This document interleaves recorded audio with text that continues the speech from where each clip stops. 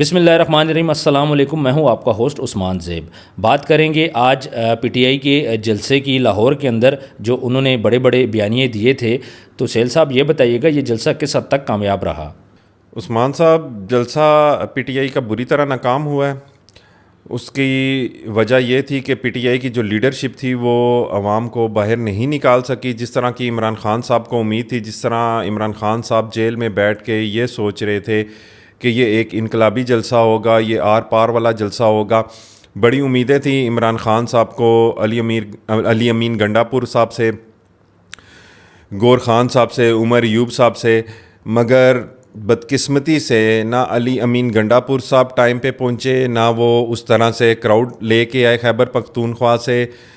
اور گوہر خان صاحب جو چیئرمین پی ٹی آئی کے چیئرمین تھے، وہ تو اسلام آباد سے ہی بیٹھ کے لوگوں کو انسٹرکشنز دے رہے تھے کہ آپ نکلیں، گھروں سے باہر نکلیں اور جلسے کو کامیاب بنائیں۔ اسی طرح عمر ایوب صاحب ہیں جو کہ لیڈر آف اپوزیشن ہیں، وہ بھی اسلام آباد میں تھے، وہ بھی جلسے میں موجود نہیں تھے، جس کی وجہ سے لوگوں کا اعتماد اٹھا ہے اور اس پہ عمران خان صاحب نے سخت نوٹس لیا ہے۔ اچھا، جیسا آپ نے بولا کہ لیڈرشپ کے کافی لوگ تھے وہ اسلام آباد تھے، لیکن اس کے علاوہ بہت سارے جو لیڈرز تھے وہ تو اپنے حلقوں میں بھی تھے، وہاں سے جلوس لے کے آ رہے تھے۔ اس کے علاوہ پنجاب میں آپ دیکھ لیں پی ٹی آئی کا 8 فروری کو کتنا زیادہ زور تھا، اور کہا یہ جاتا تھا کہ اب لاہور نون لیگ سے نکل کے پی ٹی آئی کا گڑھ بن چکا ہے۔ تو لاہور سے ہی بندے نہیں نکلے، باہر والے آنے کو تو چھوڑیں آپ۔ لاہور میں جو رہنما ہیں حماد اظہر صاحب، وہ کیونکہ روح پوش ہیں، وہ گھر سے ہی بیٹھ کے ٹویٹ کر رہے تھے اور لوگوں کو بول رہے تھے کہ گھروں سے باہر نکلیں اور اپنے بچوں کو بھی لے کے باہر نکلیں، چونکہ اگر وہ خود نہیں ہیں تو اس طرح سے لوگ، ان کا لیڈر ان کے ساتھ نہیں ہے تو لوگ باہر نہیں نکلتے۔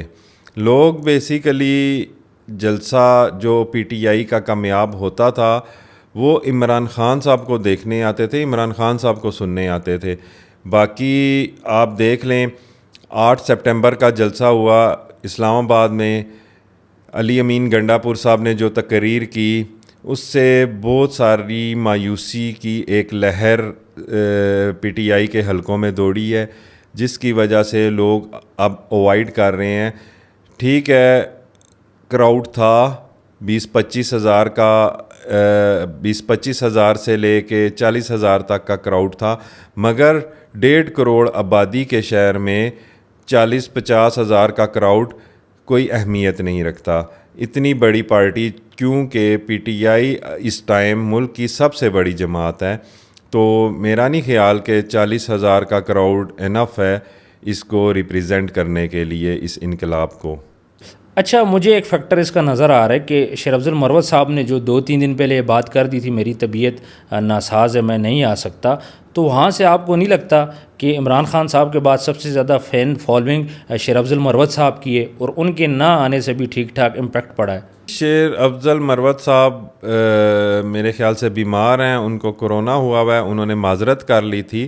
فین فالوئنگ یا خان صاحب کی ہے یا مروت صاحب کی ہے، باقی لوگوں کی اتنی فین فالوئنگ نہیں ہے کہ جن کی تقاریر سننے کے لیے کراؤڈ آئے، باہر آئے۔ اگر عمران خان صاحب خود موجود ہوتے تو وہ اور بات تھی، پھر یہ 40 ہزار کا مجمع ہو سکتا ہے 4-5-10 لاکھ میں تبدیل ہو جاتا۔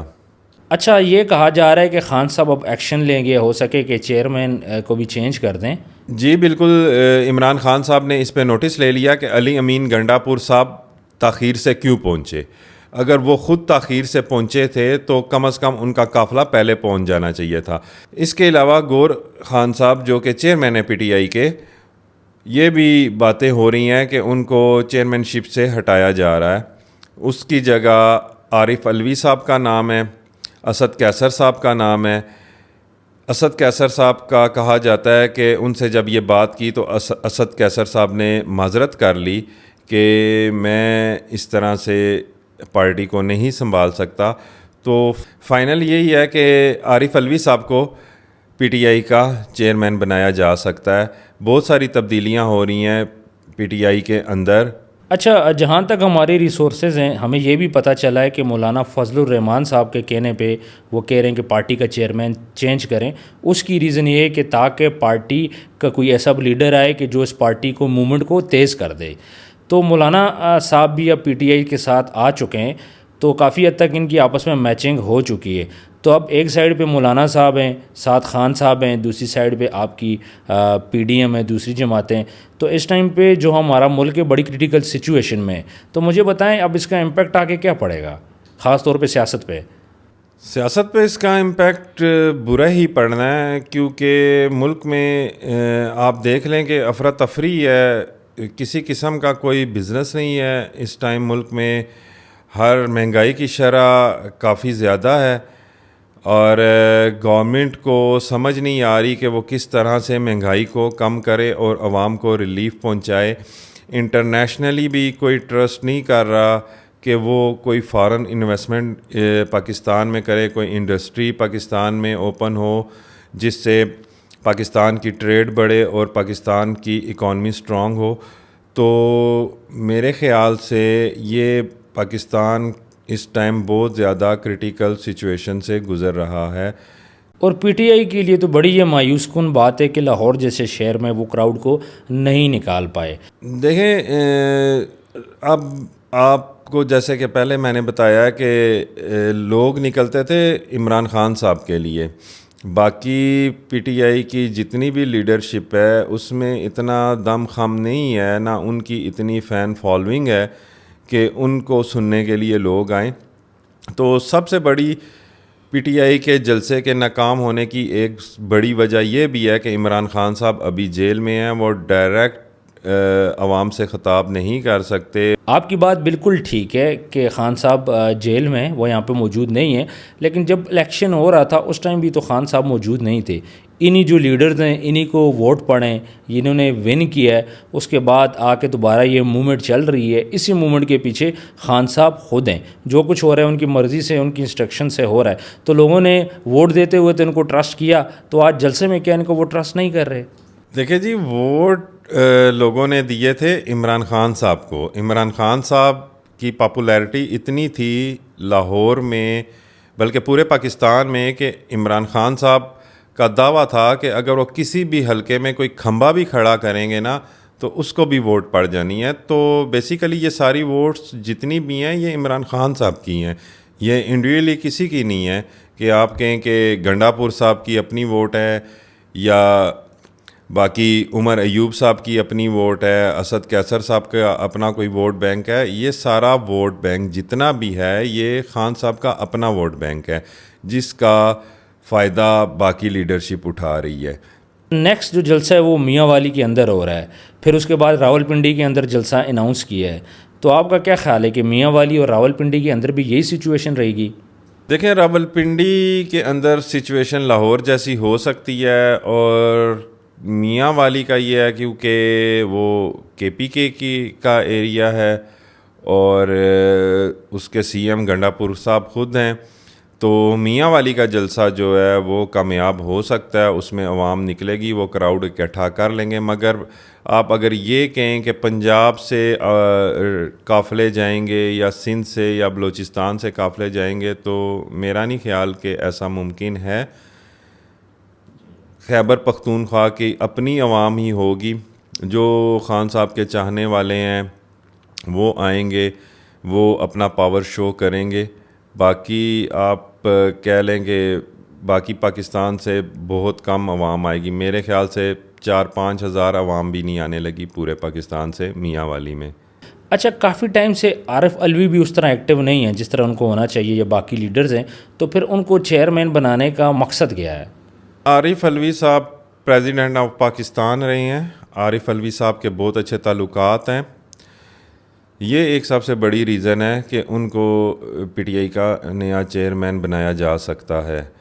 گوہر خان صاحب کی جہاں تک بات ہے وہ اتنے ایکٹیو نہیں ہیں. عمران خان صاحب کا یہ خیال تھا کہ وہ سپریم کورٹ میں ان کے مقدمات لڑیں گے اچھے طریقے سے، وہ بھی کر نہیں پائے، وہ پارٹی کو بھی ٹھیک طریقے سے ہینڈل نہیں کر پائے.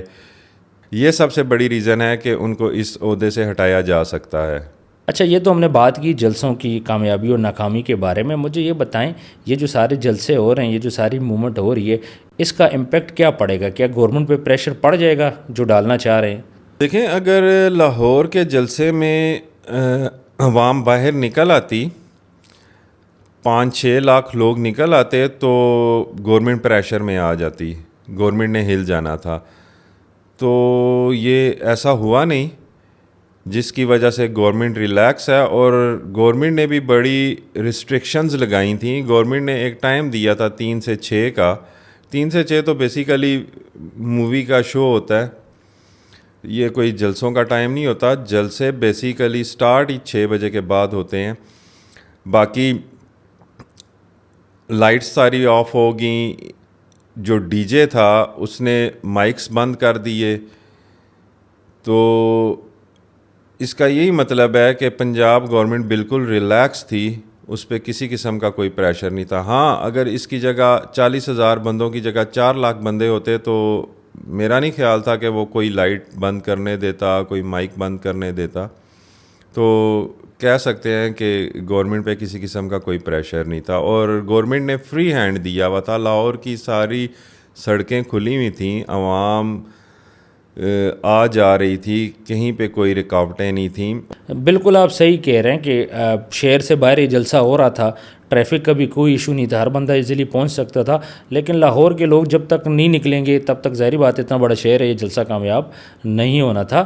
باہر سے جو بندے خود آ سکتے تھے اپنی مدد آپ کے تحت وہ آئے ہیں، باقی لیڈرز بھی کچھ بندوں کو لے کے آئے ہیں. تو آگے اب دیکھتے ہیں کہ میاں والی کا جلسہ کیسے رہے گا، راول پنڈی کا جلسہ کیسے رہے گا.